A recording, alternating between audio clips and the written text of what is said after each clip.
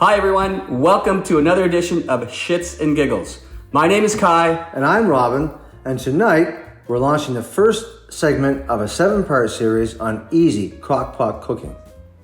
The recipe for tonight is a wonderful white chicken chili. So, let's get started. Start off with 2 4-ounce chicken breasts.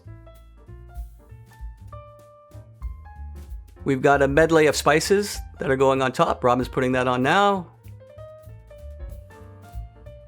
We are then going to add 1 onion. Yellow onion is fine. Make sure it's finely chopped. Robin's putting in 6 bean medley on top of that.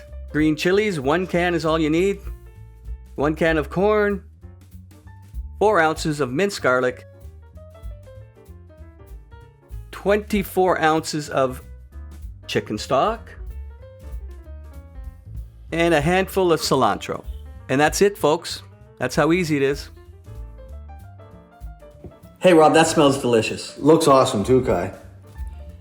For those of you that are really busy and have a busy family life and work life, make sure that you do this first thing in the morning, 8 hours on low. It'll be ready for you when you get home. Or after you come home, 2 to 3 hours on high.